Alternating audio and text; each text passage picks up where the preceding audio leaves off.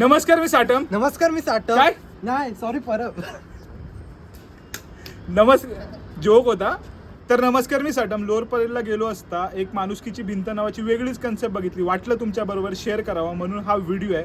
बघा यामधनं दोन फायदे आहेत. तुमचा काय फायदा आहे माहिती आहे का? तुम्हाला ही नवीन कॉन्सेप्ट कळेल. वाटलं तर तुम्ही डोनेट कराल. आणि माझा काय फायदा आहे? मला व्ह्यूज मिळत आहेत, माझं चॅनल मोठं होत आहे. तर चला पाहूया गोष्ट माणुसकीच्या भिंतीची. तर बघा माणुसकीची भिंत म्हणजे नक्की काय असा तुमचा प्रश्न असेलच. त्याआधी थोडीशी एक स्टोरी सांगतो.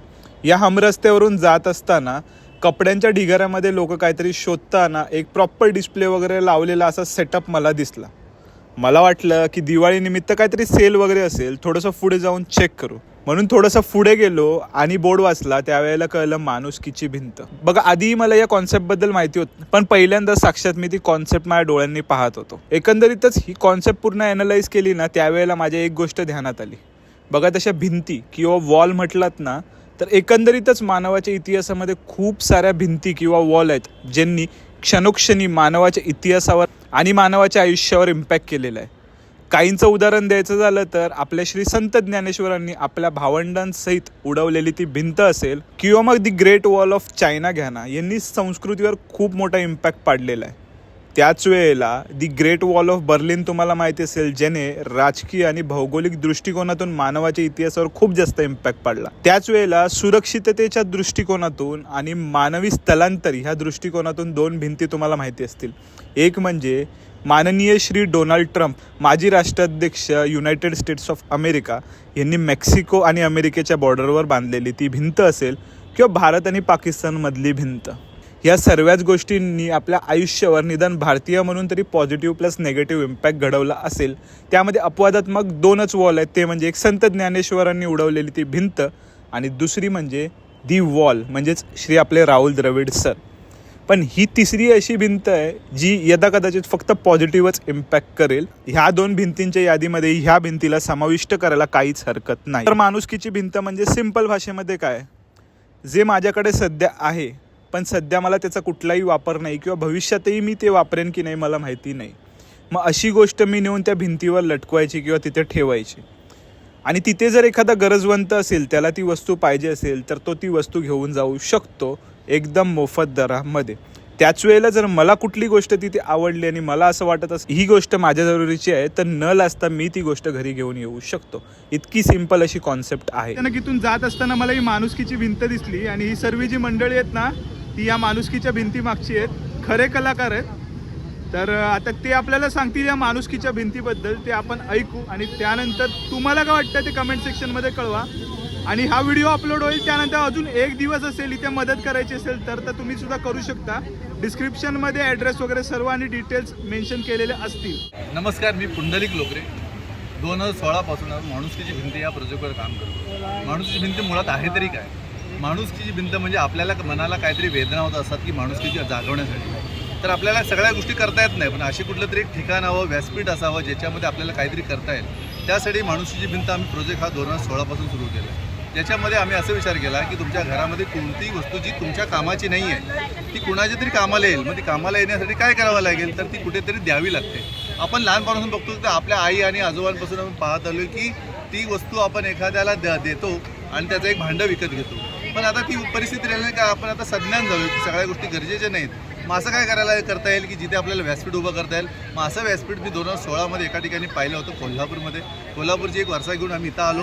म्हटलं की चला आपण लोअर परेलमध्ये राहतो, लोअर परेलचं पण आपल्याला काहीतरी देणं लागतो. त्यासाठी 2016 माझ्या मित्रांसोबत मी आलो इथे. त्यांना विचार सांगितला, म्हटलं की इकडे यावं आणि सांगावं की आपलं हा प्रोजेक्ट आपण करू शकतो. तर त्यांनी होय म्हटल्यानंतर हा विषय आम्ही चालू केला.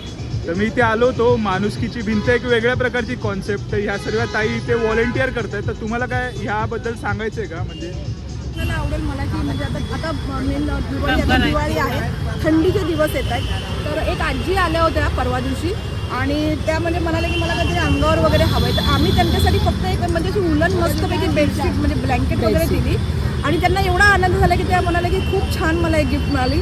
ते रस्त्यावर राहतात, आम्हाला माहीत नाही ते काय करतात, पण आम्ही आमच्या पद्धतीने जे आम्हाला होईल गरजूंना जे द्यावं वाटतं ते आम्ही नक्कीच देतो. पण त्या खुश होऊन गेल्या आणि हे मला वाटतं पैशापेक्षा पण जास्त मोठं क्रेडिट आहे या माणुसकीच्या भिंतीला. आणि इथे एंट्री होते या आजींची. ह्या आजींच्या डोळ्यातलं पाणी पाहूनच तुमच्या लक्षात येत असेल की माणुसकीची भिंत किती यशस्वी झाली आहे ती. बघा, ह्या जरी घेणाऱ्या नसतील तरी ह्या देणाऱ्या बनलेल्या आहेत. तर बघा, विषय कसा आहे माहिती आहे का, श्री पुंडलिक लोकरे ज्यांची ही संकल्पना आहे माणुसकीच्या भिंतीची, त्यांची ही आई आहे. आणि त्यांनी एकंदरीतच परिस्थितीचं वर्णन केलं ना, त्यावेळेला माझ्या लक्षात आलं आणि त्यांनी ही ओळ आपल्या ह्या माणुसकीच्या भिंतीवर सुद्धा मेन्शन केलेली आहे. देणाऱ्याने देत जावे, घेणाऱ्याने घेत जावे, घेणाऱ्याने घेता घेता देणाऱ्याचे हात घ्यावे. ह्या ज्या ओळी आहेत ना, ह्या तंतोतंत ह्यांना लागू होतात. कारण एकंदरीत त्यांनी ज्या परिस्थितीचं त्यांचं वर्णन केलं ना, ते ऐकल्याच्या नंतर मला इतकी ती गोष्ट रिअलाईज झाली की जग फार छोटं आहे आणि जगामध्ये आपल्याला देव दोन्ही बाजू दाखवतो. आणि ह्या आजी त्याचं उदाहरण आहेत. एकंदरीतच आजींची इंटरव्ह्यू करताना आजूबाजूला आवाज खूप जास्त होता, त्यामुळे त्यांचा आवाज किंवा त्यांची स्टोरी तुमच्यापर्यंत पोहोचली नसेल, म्हणून हे एकंदरीत विश्लेषण होतं. पण बघा, आजींना मी ज्या वेळेला विचारलं ना, पहिल्यांदा तुम्हाला माणुसकीची भिंत ही कॉन्सेप्ट ज्या वेळेला दादांनी सांगितली त्यावेळेला तुमचं काय रिएक्शन होतं, त्यावर त्यांनी काय उत्तर दिलं ना, ते आता तुम्ही त्यांच्या तोंडूनच ऐका. ही माणूसची भिंत म्हणजे काय आम्हाला माहिती हां. ही मुलाची माणूसची भिंत म्हणजे भिंत बांधतात काय असं जेव्हा बघितलं आम्ही तेव्हा ते कळलं की बाबा ही माणूसची भिंत. तर बघा, ह्या व्हिडिओमध्ये आणि ओव्हरऑल शूट करताना आपण त्यावेळेला गौरव द गँगस्टरचं खूप जास्त कॉन्ट्रीब्युशन असतं.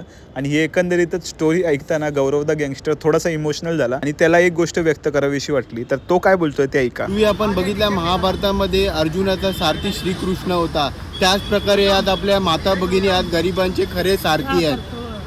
तर खरोखर त्यांचा माझा प्रणाम. दिलेले आहे सगळ्यांनी माझ्याकडे आता राखील दिले, मी तुम्हाला चांगलं तांदूळ दिले. आता जे असे कांबळे आहेत त्यांना माहिती आहे सगळं ते सांगते. आता आपण दिले ते कुठं बोलते का? त्या आजी जरा थोड्या जास्तच सिरियस झाल्या. असो, पण अशी होती ही माणुसकीची भिंत. अजून थोडे काही डिटेल्स मी देईनच, पण माझ्यासारखे असंख्य असे लोक आले होते ज्यांचा पहिल्यांदाच एक्सपिरियन्स होता. तर त्यापैकीच एक हे सद्गुरू असत आहेत. त्यांना काय वाटतं ते ऐकू आणि त्यानंतर मी बाकीचे डिटेल्स देतो.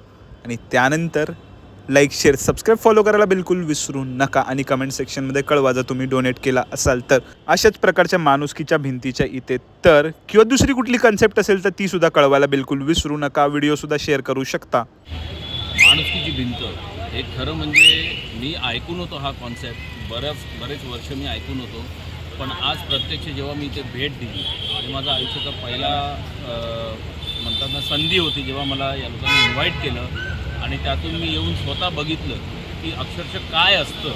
म्हणजे जसं लोकरे किंवा यांनी सांगितलं की गरजू हे भीक मागू शकत नाही आणि आपल्याला त्यांना तसे दिवस पण आणू शकतो. आपण एक माणुसकी म्हणून. तर बघा, एकंदरीत ही माणुसकीची भिंत, त्यामागची कॉन्सेप्ट आणि ह्या सर्व मंडळींची मी इंटरव्ह्यू घेत असताना एक गोष्टीचं रिअलायझेशन माझ्या मनात होत होतं. बघा, 2015मध्ये मी स्टॉकहोम शहर आहे स्वीडनमध्ये, तिथे गेलो असता एक गोष्ट मी पाहिली होती. तिथे एक सेकंड हँड शॉपचं खूप मोठं कल्चर आहे. तिथले लोक बऱ्याच मोठ्या प्रमाणावर रियूज किंवा रिसायकल अशा सर्व गोष्टींवर विश्वास ठेवतात. पर्यावरणाच्या दृष्टिकोनातून सुद्धा ही गोष्ट फार महत्त्वाची आहे. आणि त्याचसाठी तिथली सर्व मंडळी आहेत ना, नवीन कपडे विकत घेण्यापेक्षा सेकंड हँड गोष्टींना जास्त प्रेफर करतात. तर ही अशा प्रकारची गोष्ट किंवा इतकं मोठ्या लेवलचं कलेक्शन जर स्टॉकहोममध्ये असतं ना, तर तिथली लोक डेफिनेटली चक्रावून गेली असती आणि त्यांच्या मनामध्ये फक्त स्वीडिश क्रोना किंवा US डॉलर दिसायला लागले असते, इतकं मात्र नक्की. तर ही अशी आहे साधी, सिम्पल पण त्याच वेळेला सोपी आणि इम्पॅक्टफुल अशी माणुसकीची भिंत. पण एकच सांगतो जाता आता ही फक्त भिंत राहिलेली नाही आहे. त्यांच्या बाजूच्या गोडाऊनमध्ये जाऊन ज्या वेळेला मी पाहिलं ना, त्यावेळेला माझ्या लक्षात आलं की आता या भिंतीचं रूपांतर एका मोठ्या इमारतीमध्ये झालेलं आहे.